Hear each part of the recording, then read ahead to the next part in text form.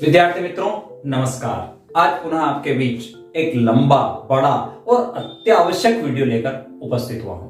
यानी इस वीडियो में आपको कक्षा 9वीं विज्ञान के सारे अध्याय के ऑब्जेक्टिव, जिससे आप सही विकल्प का चयन हो, रिक्त स्थान की पूर्ति हो, सत्य असत्य हो या सही जोड़ी करना हो, सारे को कर सकते हो, सॉल्व कर पाओगे। वीडियो लंबा जरूर होगा लेकिन आप उसको जरूर देखें, आवश्यकता हो तो नोट करें। ये 9th विज्ञान के साथ ही साथ आपके जनरल नॉलेज के कंपटीशन में, यानी बड़ी कक्षाओं के कंपटीशन में या किसी भी आपकी नीट वगैरह जो भी एग्जाम आप दे रहे हो उसके लिए भी अति महत्वपूर्ण है। मैं हूं बलवंत भंडारी और आप हैं मेरे चैनल गुरु एंड देव पर। हाँ, एक और बात, इस वीडियो के डिस्क्रिप्शन में आपको एक लिंक मिलेगी, जिस लिंक पर जाकर आप एक ऑनलाइन बिल्कुल फ्री टेस्ट दे पाएंगे तथा आप ये पता कर पाएंगे कि आपने आज के इस वीडियो से क्या सीखा, कितना ज्ञान आपने इससे अर्जित किया। यदि कोई प्रश्न आपका वहां गलत हो जाता है तो टेस्ट को पुनः दे और पुनः दे, तब तक देते रहें जब तक कि आप 100% अंक प्राप्त नहीं कर पाते हैं। चलें वीडियो प्रारंभ करते हैं। मैं हूं बलवंत भंडारी और आप हैं मेरे चैनल गुरु एंड देव पर। आइए चलते हैं वीडियो की ओर।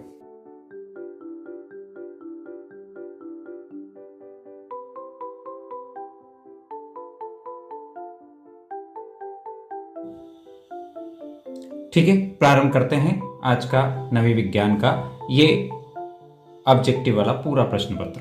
पूरे अध्याय सारे इसमें समाहित हैं। पदार्थ की कितनी अवस्थाएं होती है? तो पदार्थ की 3 अवस्थाएं होती है। पदार्थ की 3 अवस्थाएं होती है, ठोस, द्रव और गैस। पदार्थ की किस अवस्था में कणों के मध्य न्यूनतम रिक्त स्थान होता है? तो इसका सही जवाब है ठोस। ठोस अवस्था जो होती है उसमें पदार्थ के कणों के बीच न्यूनतम स्थान होता है।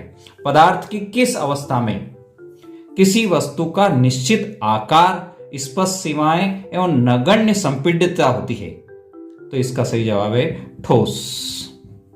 पदार्थ की वह अवस्था जिसमें द्रव्य का आकार नहीं पर आयतन निश्चित होता है, यानी आकार तो उसका निश्चित नहीं होता लेकिन आयतन निश्चित होता है, तो इसका सही जवाब है द्रव।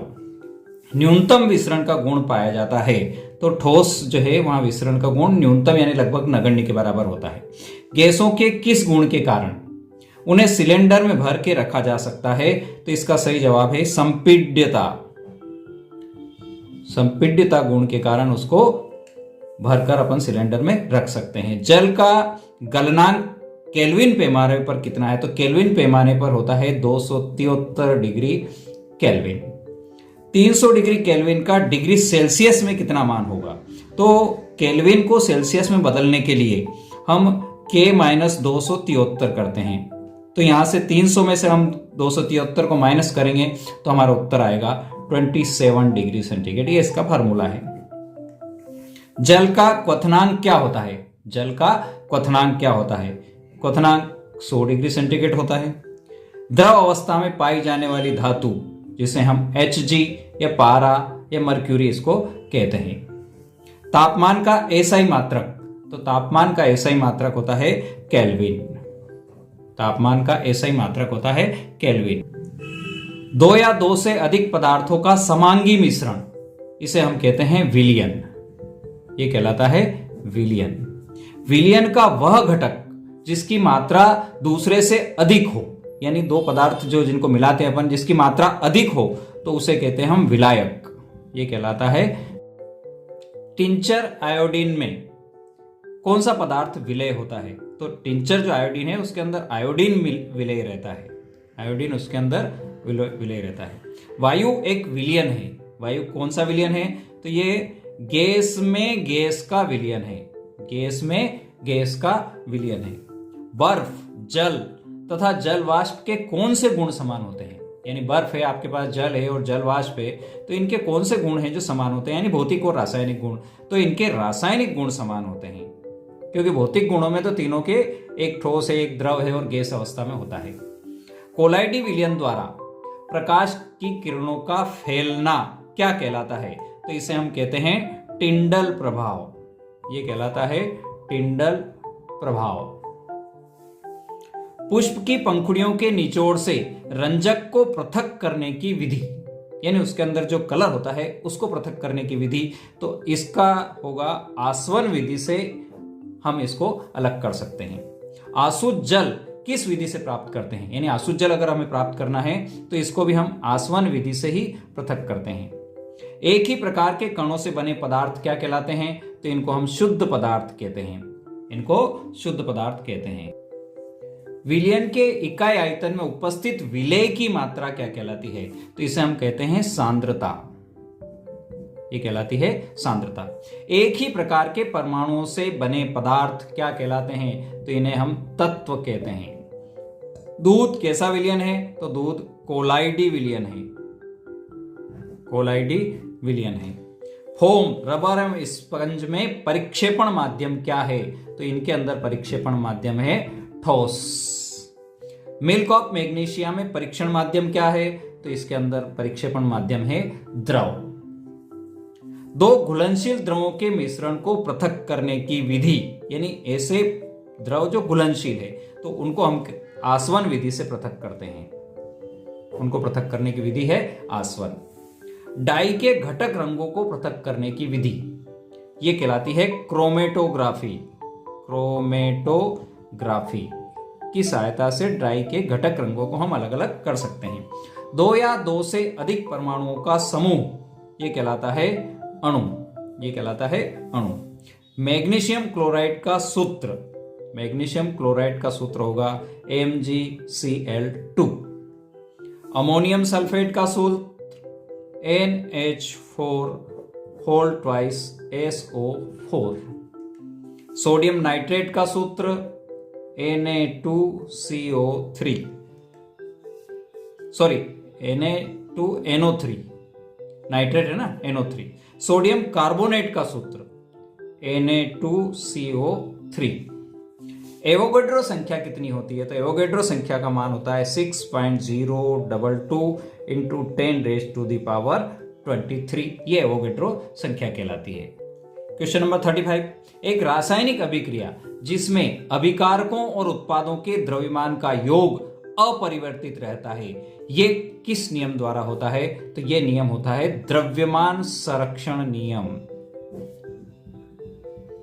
द्रव्यमान संरक्षण नियम के तहत ये योग जो है उन अभिकारकों और उत्पादों का निश्चित होता है।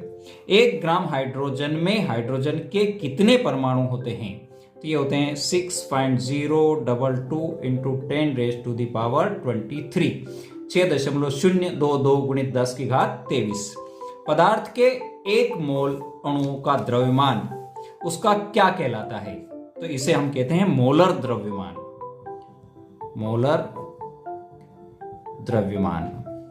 सल्फ्यूरिक अम्ल का सूत्र H2SO4। सोडियम क्लोराइड यानी नमक का सूत्र NaCl, साधारण नमक जो होता है उसका सूत्र सोडियम क्लोराइड उसको कहते हैं। भुजे हुए चूने में विद्यमान तत्व कौन कौन से हैं, तो भुजा हुआ जो चूना होता है उसका सूत्र है CaO, तो इसके अंदर तत्व हैं कैल्शियम और ऑक्सीजन। हाइड्रोजन ब्रोमाइड में विद्यमान तत्व, तो हाइड्रोजन ब्रोमाइड हुआ आपका HBr, तो इसमें हाइड्रोजन है और ब्रोमीन है, हाइड्रोजन और ब्रोमीन इसके तत्व हैं। बेकिंग पाउडर में विद्यमान तत्व, तो बेकिंग पाउडर का सूत्र है NaHCO3, यह सूत्र भी आपको याद करना चाहिए। तो इसके अंदर जो तत्व हो गए, एक तो हो गया सोडियम, हाइड्रोजन, कार्बन और ऑक्सीजन, ये इसके विद्यमान तत्व, सोडियम, हाइड्रोजन, कार्बन और ऑक्सीजन। पोटेशियम सल्फेट में विद्यमान तत्व कौन से हैं, तो पोटेशियम सल्फेट हो गया आपका K2SO4, तो एक तो पोटेशियम हो गया, सल्फर हो गया और ऑक्सीजन हो गया, ये इसके विद्यमान तत्व हो गए। सोडियम का इलेक्ट्रॉनिक विन्यास, तो सोडियम का इलेक्ट्रॉनिक विन्यास होगा 281, ये हो गए इसके 11 इलेक्ट्रॉनों की संख्या। एटम शब्द का प्रयोग किसने किया, तो एटम शब्द का सबसे प्रयोग किया था, पहले प्रयोग किया था डाल्टन ने। सबसे पहले किस कण की खोज हुई, तो सबसे पहले इलेक्ट्रॉन की खोज हुई। किस वैज्ञानिक ने सर्वप्रथम परमाणु मॉडल प्रस्तुत किया, तो सबसे पहले परमाणु मॉडल प्रस्तुत करने वाला वैज्ञानिक था J.J. थॉमसन। एक ही तत्व के परमाणु जिनकी द्रव्यमान संख्या भिन्न भिन्न होती है, द्रव्यमान संख्या भिन्न भिन्न होती है तो ये हो गए समस्थानिक। वे परमाणु जिनकी द्रव्यमान संख्या समान लेकिन परमाणु संख्या यानी क्रमांक अलग अलग हो तो वो हो गए समभारिक। यानी द्रव्यमान संख्या, द्रव्यमान, भार समान। न्यूटन की खोज किसने की? तो न्यूटन की खोज की थी चैडविक। इलेक्ट्रॉन की खोज जे थॉमसन। प्रोटॉन की खोज गोल्डस्टीन। कैथोड किरणों की खोज गोल्डस्टीन। ई गोल्डस्टीन भी इनका पूरा नाम ई गोल्डस्टीन। परमाणु के नाभिक की खोज तो ये रदरफोर्ड द्वारा की गई थी। परमाणु के नाभिक की खोज रदरफोर्ड, इसके प्रयोग भी हमने रदरफोर्ड के परमाणु मॉडल का प्रयोग भी हम लोगों ने देखा था। क्लोरीन के समस्थानिक, तो क्लोरीन के जो दो समस्थानिक हैं वो है 17Cl35 और 17Cl37, जिसमें यहाँ प्रोटॉन होंगे आपके 17 और न्यूट्रॉन होंगे। प्रोटॉन 17, न्यूट्रॉन 18, प्रोटॉन 18 और न्यूट्रॉन 19। हाइड्रोजन के 3 समस्थानिक 1H1, 1H2, 1H3, यानी ये हो गया प्रोटियम, ड्यूटेरियम और ट्राइटियम। कोशिका की खोज किसने की? तो कोशिका की खोज की थी रॉबर्ट हुक द्वारा। कोशिका की खोज की गई थी। लाइसोसोम को यह भी कहते हैं, यानी इस नाम से भी जानते हैं, तो इसको कहते हैं आत्महत्या करने वाली थैली। हत्या की थैली, सुसाइड करने वाली थैली। कोशिका झिल्ली किस पदार्थ की बनी होती है? तो कोशिका झिल्ली जो है वो लिपिड और प्रोटीन से बनी होती है। Lipid and protein. मानव शरीर में पाई जाने वाली कोशिकाएं, तो मानव शरीर में पाई जाने वाली कोशिकाओं को यूकेरियोटिक कोशिकाएं कहते हैं। पादपों की कोशिका भित्ति किसकी बनी होती है? तो पादपों की बनी होती है सेल्यूलोज की। सेल्यूलोज की बनी होती है वो। एक कोशिका से 2 कोशिका या अधिक कोशिकाओं का बनना क्या कहलाता है? तो इसको हम कहते हैं कोशिका विभाजन। कोशिका का विभाजन। किन कोशिकाओं में रिक्तियां पाई जाती है? तो पादप कोशिका जो होती है उनके अंदर रिक्तियां पाई जाती है। जंतुओं के शरीर की संरचनात्मक तथा क्रियात्मक इकाई ये होती है कोशिका। संरचनात्मक तथा क्रियात्मक इकाई कोशिका होती है। मित्रों, वीडियो बड़ा जरूर है लेकिन आपके बहुत काम का वीडियो है, क्योंकि सारे ऑब्जेक्टिव या 1 और 2 नंबर के प्रश्नों को आप इसमें आसानी से इसको बना सकते हो। 65 नंबर का प्रश्न है, कोशिका का पावर हाउस किसको कहते हैं? तो इसको कहते हैं माइटोकॉन्ड्रिया।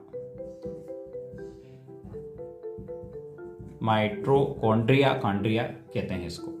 मानव शरीर की सबसे बड़ी कोशिका, तो तंत्रिका कोशिका जो होती है ये सबसे बड़ी कोशिका होती है।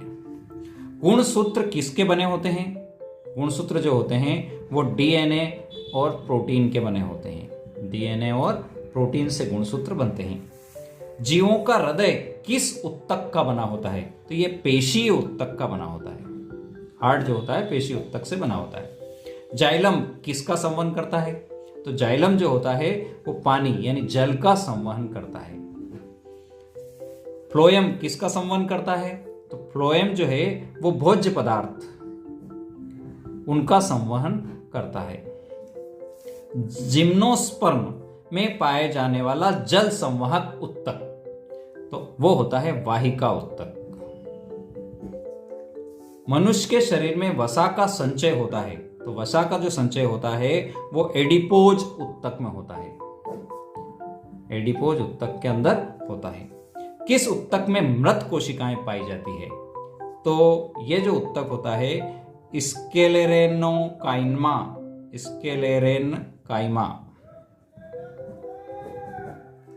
रक्त क्या है? तो रक्त आपका तरल है, संयोजी है, तो तरल संयोजी उत्तक ये होता है आपका ब्लड, खून। प्रविभाजी उत्तक कहां पाए जाते हैं? तो ये पाए जाते हैं पौधों में। पौधों के अंदर ये प्रविभाज्य उत्तक पाए जाते हैं। उपास्थि नहीं पाई जाती है तो कहाँ नहीं पाई जाती है? वृक्क के अंदर। वृक्क के अंदर उपास्थि नहीं पाई जाती है। रक्त का अधात्री भाग क्या कहलाता है? तो ये कहलाता है प्लाज्मा। इसको हम प्लाज्मा नाम से जानते हैं। पत्तियों की एपिडर्मिस में पाए जाते हैं तो ये होते हैं स्टोमेटा। पत्तियों की एपिडर्मिस में पाए जाने वाले छिद्रों को क्या कहते हैं? तो ये कहलाते हैं स्टोमेटा। उत्तक जो मुंह के भीतरी संरचना का निर्माण करते हैं तो इनको कहते हैं हम सरल शल्की एपिथीलियम। एपिथीलियम उत्तक। उत्तक जो मनुष्य में पेशियों को अस्थियों से जोड़ता है तो इसको कहते हैं कंडरा। कंडरा उत्तक जो होते हैं वो इसको पेशियों को अस्थियों से जोड़ते हैं। उत्तक जो शरीर में वसा का संचय करता है ये हुआ आपका एडिपोज। मस्तिष्क में स्थित उत्तक तंत्रिका उत्तक।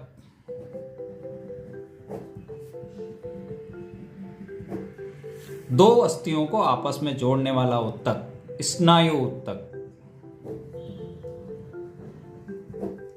कोशिकाओं का समूह जिसमें कोशिकाओं की उत्पत्ति, संरचना और कार्य समान होते हैं ये कहलाते हैं। कोशिकाओं का वो समूह जिसमें कोशिकाओं की उत्पत्ति, संरचना तथा कार्य समान होते हैं इनको हम कहते हैं उत्तक। ये उत्तक कहलाते हैं। प्रति इकाई समय में चली गई दूरी ये कहलाती है चाल। वेग का एसआई मात्रक मीटर प्रति सेकंड, या इसको ऐसे भी लिखते हैं मीटर प्रति सेकंड। हिंदी में भी लिखा जा सकता है इसको। वेग समय ग्राफ का क्षेत्रफल क्या दर्शाता है? ये दर्शाता है विस्थापन। वेग समय ग्राफ का यदि क्षेत्रफल देखते हो तो वो विस्थापन को दर्शाता है।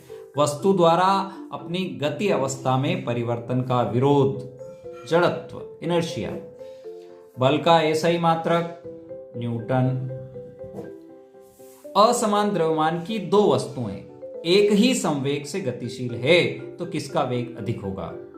दो असमान द्रव्यमान की वस्तुएं एक ही संवेग से गतिशील है तो उनका हल्की वस्तु का जो वेग है वो ज्यादा होगा। हल्की का वेग अधिक होगा। क्रिया एवं प्रतिक्रिया बल कहां लगते हैं? तो क्रिया और प्रतिक्रिया बल अलग अलग जगह लगते हैं और अलग अलग वस्तुओं पर लग गए तो, और इनकी दिशा भी विपरीत होती है। विपरीत दिशा में लगते हैं। डायरेक्शन इनकी क्या रहेगी? विपरीत रहेगी। भार का एसआई मात्रक किलोग्राम। दो वस्तुओं के बीच लगने वाले गुरुत्वाकर्षण बल का क्या होगा यदि इनके बीच की दूरी दुगनी कर दें? तो दूरी बढ़ाने पर गुरुत्वाकर्षण बल कम होगा और ये 1/4 रह जाएगा। सार्वत्रिक गुरुत्वीय नियतांक का एसआई मात्रक तो ये हो जाएगा न्यूटन मीटर स्क्वायर किलोग्राम का इनवर्स 2। ये हो गया सार्वत्रिक गुरुत्वीय नियतांक का एसआई मात्रक। किसी वस्तु का द्रव्यमान पृथ्वी पर 12 किलो है, चंद्रमा पर उसका द्रव्यमान कितना होगा? तो द्रव्यमान 12 किलो ही रहेगा। किसी वस्तु का भार पृथ्वी पर 30 न्यूटन है, चंद्रमा पर भार कितना होगा? तो ये रह जाएगा 5 न्यूटन। गुरुत्वाकर्षण बल कैसा बल है? तो ये बहुत क्षीण बल है। गुरुत्वाकर्षण बल बहुत क्षीण बल है। कार्य का एसआई मात्रक जूल। शक्ति का एसआई मात्रक वाट। कार्य करने की दर क्या कहलाती है? शक्ति कहलाती है। गतिज ऊर्जा का सूत्र 1/2 mv² होगा। स्थितिज ऊर्जा का सूत्र mgh।